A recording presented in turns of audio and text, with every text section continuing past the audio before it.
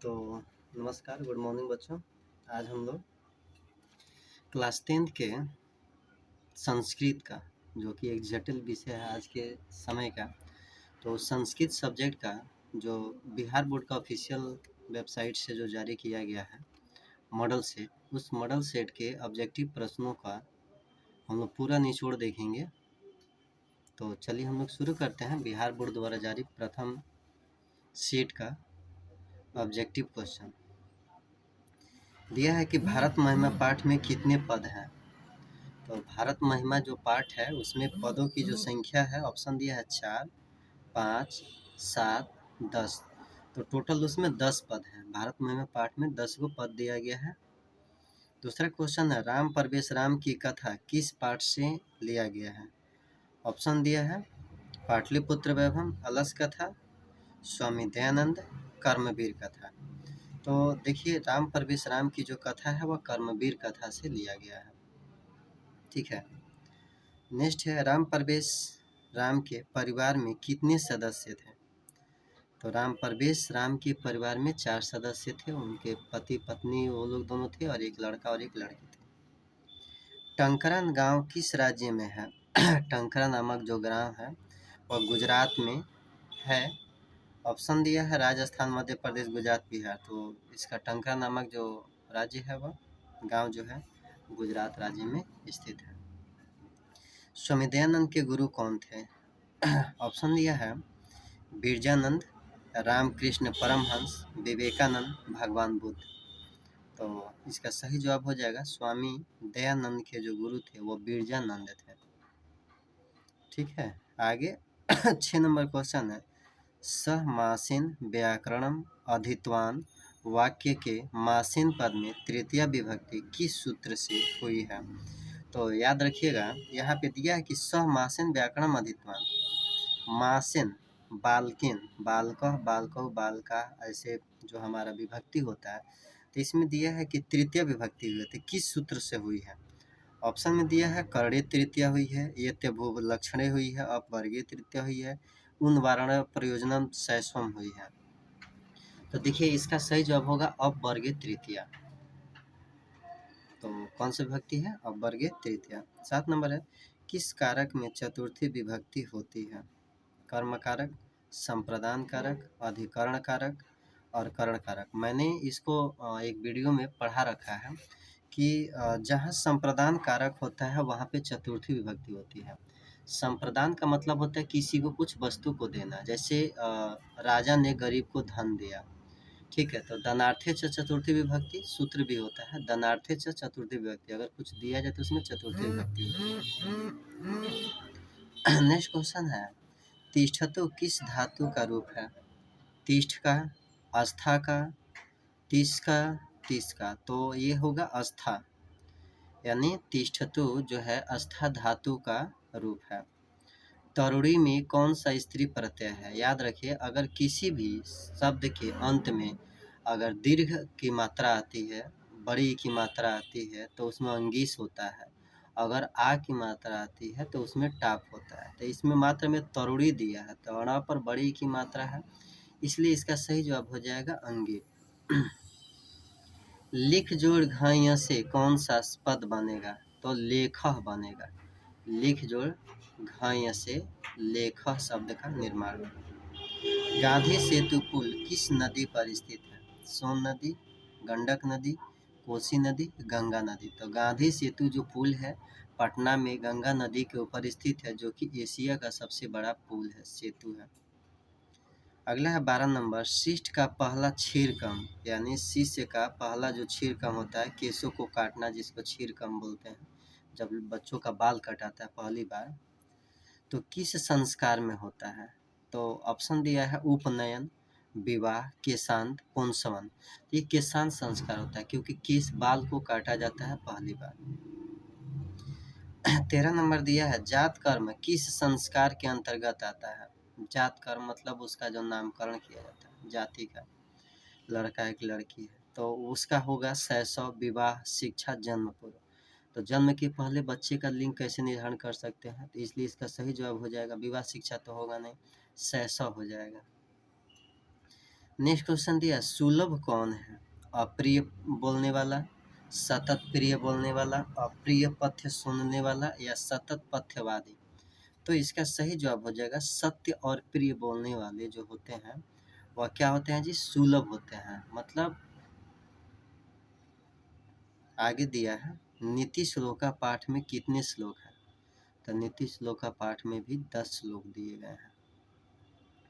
16 number दिया है, शिक्षा कर्म डॉट डॉट परमागति रिक्त स्थान की पूर्ति उचित विकल्प से करना है। जीवनस्य, जीवनम, जीवने, जीवनात्।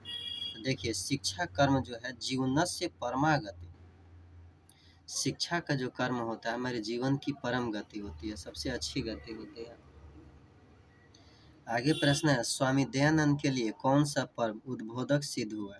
दुर्गा पूजा, दीपावली, रामनवमी, शिवरात्रि। तो शिवरात्रि के दिन उनके घर में पूजा पाठ हुई थी और रात्रि के समय में जब वो भ्रमण कर रहे थे तो देखे कि मूर्ति के ऊपर जो है चूहे हुए कूद रहे हैं, तो उन्होंने मूर्ति पूजा के प्रति अनास्था भी जगाई और तब से मूर्ति पूजा के विरोधी भी बन गए।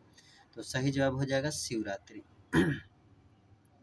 अगला 18 नंबर, रमणीयानी तीर्थानी डॉट डॉट संजयति रिक्त स्थान को उचित शब्द से भरना है। गतिम, रतिम, मतिम, भक्तिम। तो रमणीयानी तीर्थानी रतिम क्या हो जाएगा? रतिम संजयति। अगला 19 नंबर, कर्णभारम रूपक की कथा कहाँ से ली गई है? यानी कर्णभार की कथा आप लोगों ने सुना होगा। कर्ण एक दानवीर थे। तो रामायण से तो नहीं लिया गया, पुराण से भी नहीं है, महाभारत से लिया गया है। ठीक है, क्योंकि जो कर्ण थे महाभारत कुंती के पुत्र थे, तो कुंती और कर्ण महाभारत के दो पात्र थे, इसलिए ये कहानी कहाँ से हो सकती है? महाभारत से। अंतरम के युग में किस विभक्ति का प्रयोग हुआ है? पंचमी, तृतीया, सप्तमी, षष्ठी। तो अंतरम मतलब पंचमी विभक्ति का इसमें प्रयोग किया गया है। 21 नंबर प्रश्न दिया है, किस समास का प्रथम पद अव्यय होता है? तो जिस समास का प्रथम पद अव्यय होता है वह अव्ययी भाव समास होता है। जिसका प्रथम पद अव्यय हो अव्ययी भाव समास कहलाता है। दूसरा दिया है कि दुराचारः में कौन सा उपसर्ग है? उपसर्ग जो किसी शब्द के पहले लगता है और प्रत्यय किसी शब्द के अंत में लगता है। तो दुराचार दिया है तो इसमें शब्द में क्या लगा होगा? दूर लगा होगा। अगला है 23 नंबर, किस पद में परि उपसर्ग है? परीक्षा, प्रत्येकम, प्रेरणा, प्रतिष्ठा। तो र पर छोटी की मात्रा है, तो आप परीक्षा में बड़ी की मात्रा होती है, तो ये सत्य नहीं है, इसलिए प्रत्येकम हो जाएगा। 24 नंबर दिया है, संबोधन कारक में कौन सी विभक्ति होती है? तो संबोधन में प्रथमा विभक्ति होती है। हे राम, हे रामौ, हे राम। संबोधन किसी को करते हैं तो हम लोग प्रथमा विभक्ति के आधार पर करते हैं। अगला प्रश्न है, नमः अव्यय के योग में कौन सी विभक्ति होती है? नमः जैसे श्री गणेशाय नमः, तो चतुर्थी विभक्ति होती है। नमस्कार में चतुर्थी विभक्ति होती है। 26 है, पिता पुत्रम अभिकुर्यति वाक्य के पुत्रम पद की कर्म संज्ञा किस सूत्र से हुई है? तो इसमें सूत्र बताना है। तो देखिए यहाँ पे पिता पुत्रम अधिवृत्ति थी, तो ये है क्रुद्ध द्रोहो प्रभृत्यो कर्म। कर्म के आधार पर पिता के लिए जो सूत्र का प्रयोग होता है उसको क्रुद्ध द्रोह पिता प्रव्यय। आगे 27 नंबर दिया है, तस्मिन किस सर्वनाम का रूप है? ऑप्शन दिया है एतद, तत्, अतद, यत। तो इसका उत्तर हो जाएगा तत्। 28 नंबर है, भवंतः पद का मूल रूप है। भवंतः भव भो भाव, तो ये होता है भवत, भवान, भवन, भव। तो भवंतः पद जो है मूल रूप मतलब जिससे वह भवंतः शब्द बना हुआ है। ठीक है, तो इसका सही जवाब हो जाएगा भवत। अगला है, नश्यति किस धातु का रूप है? तो नाश। नश्यति नाश मतलब धातु का मतलब भी होता है शुद्ध रूप, जिससे किसी शब्द का निर्माण होता है। उसके बाद से दिया है 30 नंबर, पठ किस लकार का रूप है? तो लट, लोक, लिट, लंग। तो लट पठती, पठत, पठंती। तो पठ मूल धातु हो गया, तो मूल धातु में लट लकार लगाया जाता है। 31 है, पा धातु के दृढ़ लकार का रूप निम्न में से कौन सा है? पा धातु, तो देखिए पीबती, उसके बाद से है पाश्यति या अपीबत या पीबतो, ये क्या हो जाएगा? पीबती। अगला है कभी भी में कौन सी विभक्ति हुई है? कभी भी, तो भी लगा दिया गया है, तो इसमें तृतीय विभक्ति होती है। कभी भी में कौन सी विभक्ति होती है? तृतीय विभक्ति। उसके बाद से देखिए 33 नंबर, प्रक्ष धातु का लोट लकार प्रथम पुरुष एक वचन में रूप क्या होगा? प्रक्ष है और लोट लकार है और एक वचन है, तो पृक्षतो, प्रक्ष का हो जाएगा पृक्षतो। 34 नंबर क्वेश्चन दिया है, असमान किस शब्द का रूप है? तो अस्मद शब्द से बनता है असमान, युष्मद, अस्मद, ठीक है, तो इसका सही जवाब हो जाएगा अस्मद। अगला है सिख संप्रदाय के गुरु कौन थे? तो गुरु गोविंद सिंह थे और सिख संप्रदाय के 10वें गुरु थे। ये भी प्रश्न पूछ सकता है कि सिख संप्रदाय के 10वें गुरु कौन थे? तो गुरु गोविंद सिंह थे। 36 नंबर है, पटना किस शब्द से बना है? पटन देवी से, पाटली से, पटन से या पाटन से?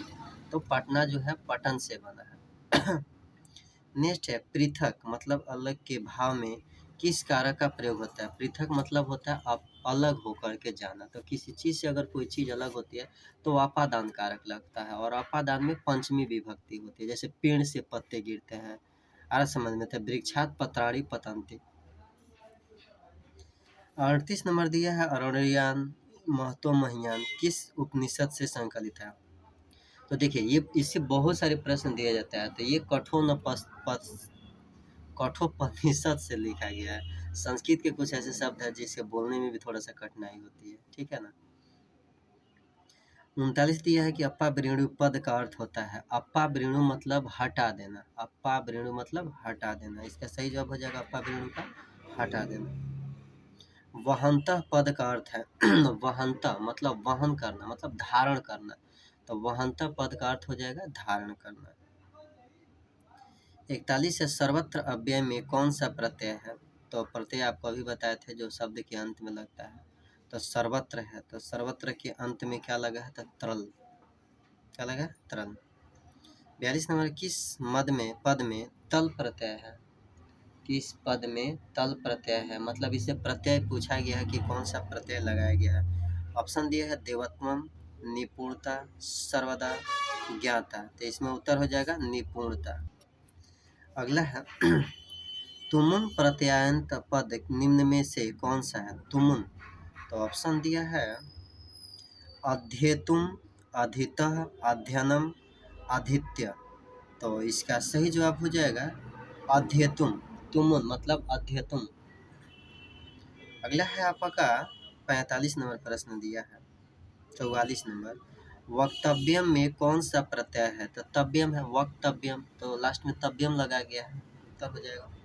45 नंबर दिया है कि दक्षिण भारतीय संस्कृत लेखिका कौन है? तो शिला भट्टारिका, राम भद्राम्बा, देव कुमारिका, सभी, तो दक्षिण भारत के संस्कृत लेखिका जो थी शिला भट्टारिका थी। आपको 2-3 लेखिकों के बारे में पढ़ना है जो संस्कृत साहित्य की लेखिका है। अगला है विजय भट्टारिका किसकी रानी थी? तो विजय भट्टारिका चंद्रादित्य की रानी थी। किसकी रानी थी जी? चंद्रादित्य की। 47 है, धाविका में कौन सा प्रत्यय है? तो अभी लिखे बताए थे कि जिसके लास्ट में आ लगता है टाप हो जाता है, और बड़ी लगता है अंगीप हो जाता है, तो इसमें टाप हो जाएगा, धाविका है तो टाप हो जाएगा। नेक्स्ट है 48 नंबर, पठत का स्त्रीलिंग रूप क्या होगा? तो पठत का पठंती, तो पर बड़ी की मात्रा हो जाएगा। 49 है, धन्यास्तु का संधि विच्छेद क्या होगा? तो धन्यास्तु का हो जाएगा धन्य जोड़ तो धन्यास्तु। नेक्स्ट है 50 नंबर, अन्यच में कौन सी संधि है? अन्यच, तो इसमें आधा च जो है संयुक्त है, तो इसमें जो संधि होगी तो वह संधि होगी आपका व्यंजन संधि होगा, ठीक है। ये क्या नंबर दिया है? कटह पद का अर्थ है आसनों से, पेड़ों से, नदियों से, सागरों से, तो कटह का अर्थ जो शब्द है वह आसन से है। 52 नंबर दिया है कि नाल सानम गति काचिल्लो के डॉट डॉट बिना रिक्त स्थान की पूर्ति करना। अलसम कारुणिकम नगरम ज्ञानम। तो नाल सानम गति कथि लोके, तो इसमें जो सही होगा वह कारुणिकम होगा, यानी कोई करुणा ही व्यक्ति होगा जो मतलब जो आलसी लोग होते हैं उनको वस्त्र दे सकता है, भोजन दे सकता है या उनकी कोई मदद कर सकता है। 53 दिया है अलस कथा पाठ में अहो कथ्यम कोलाहलम किसकी उक्ति है, यानी उसमें 4 आदमी सोए रहते हैं। अलस कथा में 4 व्यक्ति आलसी लोग सोए रहते हैं। तो पहला व्यक्ति ही तो बोलता है ना कि अलस कथा में अहो कथम कोलाहलम, के वो कहाँ शोरगुल हो रहा है। तो इसका सही जवाब होगा पहला आलसी। 54 है अलस कला में आग किसने लगाई, तो अलस कला में आग किसने लगाई थी। ऑप्शन दिया है आलसियों ने, मंत्री वीरेश्वर ने, उसके बाद से अलसशाला के कर्मचारियों ने या विद्यापति ने। तो अलसशाला के जो कर्मचारी थे, मतलब वहाँ पे रहने वाले जो व्यक्ति थे, उन्हीं लोगों ने आलसियों की परीक्षा लेने के लिए अलसशाला में क्या की, आग लगाई। 55 है ऋग्वेद में कितनी ऋषिकाओं का उल्लेख है, तो याद रखिएगा ऋग्वेद में 24 ऋषियों का उल्लेख है। 24 ऋषियों ने अपना अपना तथ्य दिया है, तब जा करके एक ऋग्वेद का निर्माण किया गया है। 56 है समाज की गाड़ी कैसे चलती है, पुरुषों से, नारियों से, पुरुष और नारियों से, बच्चों से। तो समाज रूपी जो नारी होती है स्त्री और पुरुष के मिलने से चलता है। तो सही जवाब होगा पुरुष और नारियों से। ऊपरी के योग में कौन सी विभक्ति हुई है, तो ऊपरी है तो ये इसमें षष्ठी विभक्ति होती है। छोटी की मात्रा है तो इसमें कौन सी विभक्ति होगी, षष्ठी विभक्ति होगी। 58 है 10 आनंदानी यस्य स का समस्त पद क्या होगा, तो दशानन, जिसका 10 गो आनंद हो, सर हो, शरीर हो, तो उसको दशानन कहा जाता है, जैसे रावण का। नेक्स्ट है 59 नंबर उन्नति पद में कौन सा उपसर्ग है, उन्नति, तो उन्नति पद में उत जो है वह उपसर्ग है। ठीक है। 60 नंबर दिया है अ प्लस उ के मेल से कौन सा नया वर्ण बनता है, तो अ और उ जोड़ते हैं तो ओ बन जाता है। क्या बन जाता है, ओ। अगला है भारत महिमा पाठ का द्वितीय पद किस पुराण से संकलित है, तो जो भारत महिमा पाठ है वे द्वितीय पद के भागवत पुराण से लिया गया है, भागवत पुराण से संबंधित है। 62 है भारत महिमा पाठ के आधार पर रिक्त स्थान को भरना है। गायंती डॉट डॉट किल गए थे, मतलब गीत जो होते हैं ना, किसके गीत कौन गाता है, तो जो देवता लोग होते हैं ना, देवी लोग होते हैं, वो भारत के गीत गाते हैं। तो इसका सही जवाब हो जाएगा देवा। 63 दिया है नरकसेदम में किन किन वर्गों की संधि हुई है, तो नरकसेदम में अ जोड़ ई बड़ी, मतलब अ जोड़ बड़ी नहीं कहेंगे, छोटी, क्योंकि हर शिकार की संधि हुई है। तो अ भी छोटा होगा, हर्ष होगा, और ई भी हर्ष होगा। अगला क्वेश्चन है किस पद में अभि उपसर्ग है, अभेद, आभार, अभ्युदय, अभिनय। तो ये हो जाएगा अभिनव। क्या हो जाएगा जी, अभिनव। 65 है अवयवी भाव समास का पहला पद डॉट डॉट होता है, तो पहला पद क्या होता है जी, अव्यय होता है, तभी तो अव्ययी भाव कहा जाता है। तो जिस पद समास का पहला पद अव्यय हो उसको अव्ययी भाव समास कहा जाता है। 66 है अनाहुतम में कौन सा समास है, तो अनाहुतम मतलब नय समास है जो नहीं आता है। नेक्स्ट क्वेश्चन है संस्कार कितने प्रकार के होते हैं, तो संस्कार हमारे मुख्य रूप से 5 होते हैं और 16 संस्कार बताए गए, लेकिन 5 संस्कारों को अलग अलग भागों में हम लोग बांटे हैं। अंत्येष्टि संस्कार कब होता है, तो अंत्येष्टि संस्कार का मतलब होता है मरने के बाद से जो संस्कार कराया जाता है उसको अंत्येष्टि संस्कार बोलते हैं। काम काज जिसको हम लोग कहते हैं तो उसको अंत्येष्टि के नाम से जानते हैं। 69 है अपनी उन्नति चाहने वाले को किसने दोषों को त्याग देना चाहिए, तो उन्नति चाहने वाले को 6 दोषों को त्याग देना चाहिए, क्योंकि मनुष्य का 6 बड़ा शत्रु और दोष होता है। अगला है 70 नंबर घर की शोभा कौन है, पुरुष, स्त्री, पुत्र, पुत्री। तो घर की शोभा स्त्री होती है और घर की लक्ष्मी भी कही गई है। 71 नंबर इदम प्लस तहसील से कौन सा अव्यय बनेगा, तो इससे बनेगा इतः। क्या बनेगा, इतः। 72 है, मंदाकिनी वर्णम पाठ किस ग्रंथ से संकलित है? तो महाभारत से, रामायण से, रघुवंश से, उत्तरायण से। तो रामायण से लिया क्योंकि मंदाकिनी नदी का जो वर्णन है वाल्मीकि ने राम के लिए जो है चित्रकूट के निकट बहने वाले जो मंदाकिनी नदी है उसका वर्णन किया गया। 73 शक्र ने कर्ण से छल पूर्वक क्या ले लिया? तो शक्र ने जो कर्ण थे उससे, शक्र का मतलब भी होता है भगवान इंद्र ने छल से क्या लिया था? कवच और कुंडल ले लिया था। 74 है कुत्र तत्र कंकणम, यह उक्ति किसकी है? मतलब कुत्र तत्र कंकणम यह किसने कहा था? तो कौनतेय ने कहा था, कि पथिक ने, कि बाघ ने, कि लेखक ने? तो कुत्र तो कंकणम, तुम कहाँ जाते हो? तो कौनतेय ने कहा था। अगला है बाघ के हाथ में क्या था? सोना, माला, चांदी, कुश। तो बाघ के हाथ में क्या था? बाघ जो है हाथ में कुश ले करके और सोने का कंगन, कुश पे बैठा था और सोने का कंगन लिया था। आ समझ में? तो सोना हो जाएगा क्योंकि अब माला शब्द दिया गया है। सीता रामचंद्र से डॉट डॉट आसित, सीता रामचंद्र क्या थे? तो ये बताना है, रिक्तानी को पूरी करना है। तो माता, प्रिया, पुत्री, सुता। तो सीता रामचंद्र की क्या थी? प्रिया थी, मतलब पत्नी थे। 77 नंबर है लौकिका पद का प्रकृति प्रत्यय क्या होता है? तो लोक जोड़ उप, लौकी का लोक जोड़ उप हो जाएगा। 78 है दृष्ट पद में कौन सा प्रत्यय है? दृष्ट में प्रत्यय जो है कत है। क्या है? कत है। शिक्षका जो टाप से कौन सा शब्द बनेगा? तो शिक्षिका बनेगा। टाप लग गया तो लास्ट में आना चाहिए तो शिक्षिका हो जाएगा। 80 नंबर है तथा प्रविष्टि ब्राह्मण रूपेण शक्र, ब्राह्मण के रूप में कौन प्रवेश करता है? तो शक्र प्रवेश करता है। कौन प्रवेश करता है? शक्र। क्रिया के जनक को कहते हैं कर्ता, कर्ता करने वाले को क्रिया। 82 है किस वाक्य में कर्तृकणे तृतीय सूत्र से तृतीय विभक्ति हुई है? तो बालकेन विद्यालय गम्यते, बालक जो है विद्यालय जाते हैं, तृतीय कर्मणि का विभक्ति रूप यहाँ पे लगाया गया है। 83 है नीलकंठ में कौन सा समास है? तो नीला है कंठ जिसका, बहुव्रीहि समास हो जाएगा।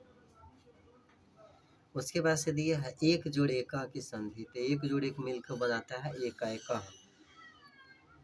उसके बाद से दिया 85 विच्छेद में कौन सी संधि है? तो विच्छेद तो च संयुक्त है तो ये हो जाएगा आपका विसर्ग संधि।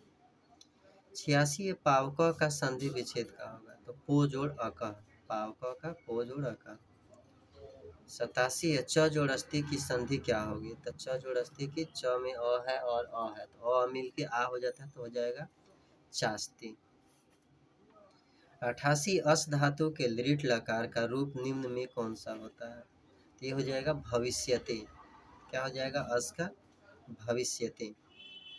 उसके बाद से दिया है किस समास का पहला पद संख्यावाची होता है? तो द्विगु समास का पहला पद संख्या होता है, जैसे त्रिनेत्र, त्रिदेव, तीन की संख्या, पंचवटी, इस तरह से जो संख्या आता है ना उसको हम लोग क्या बोलते हैं? द्विगु समास बोलते हैं। 90 नंबर दिया है सस्नेह में कौन सा समास है? तो इसमें अव्ययी भाव है क्योंकि पहला पद अव्यय है। 91 है कत्वा प्रत्यय अव्यय निम्न में से कौन सा होगा? तो गत्वा हो जाएगा। क्या हो जाएगा? कत्वा से गत्वा। 92 नंबर है पटुतः पद में कौन सा तद्धित प्रत्यय है? तो तमत। क्या है जी? तमप, तमप। 93 है शांति किससे स्थापित होती है? अपकार से, परोपकार से, स्वार्थ से या क्रोध से? तो परोपकार से। 94 है सारा संसार अपना परिवार किसके लिए है? तो संकुचित हृदय वालों के लिए, भिखारी के लिए, उदार चरित्र वालों के लिए या राजा के लिए? तो इसका सही जवाब हो जाएगा उदार चरित्र वालों के लिए है। 95 नंबर में करणीयम पद का प्रकृति प्रत्यय निम्न में से क्या होगा? तो क्री जोड़ अनियम, करणीयम का क्या हो जाएगा? क्री जोड़ अनियम, यानी सी नंबर आंसर हो जाएगा। 96 नंबर दिया है कर्मधारय समास का उदाहरण है। कर्मधारय कर्म के अनुसार जिसकी पुष्टि होती है, यथाशक्ति, नीलोत्पलम, राजभवनम, राजलक्ष्मी। तो नीलोत्पलम, नीला, नीला जो चीज से जो उत्पन्न होता है, नीलकंठ जिसको हम लोग कहते हैं। 97 है निरुक्त के रचनाकार कौन है? पाणिनि, गौतम, लगभ, यास्क। निरुक्त ये नया शब्द है, आप लोग जरूर से इसे याद रखेंगे। तो इसके जो रचनाकार है वह यास्क है। 98 शास्त्रकारा पाठ के आधार पर कक्षा में कौन प्रवेश करता है, शिक्षक या प्राचार्य या शिक्षिका या छात्र। तो शास्त्रकारा में शिक्षक प्रवेश किए ना पहले क्लास में। 99 है लता शब्द के पंचमी विभक्ति एक वचन का रूप क्या होगा। तो पंचमी विभक्ति आपको मैंने लिखवाया भी है इस विभक्ति को। तो लता जो है लताया का क्या है, पंचमी विभक्ति का एक वचन रूप हो जाएगा। अंतिम 100वां क्वेश्चन है, बालकेशु किस विभक्ति का रूप है। तो तृतीया है कि पंचमी है कि चतुर्थी है कि सप्तमी है।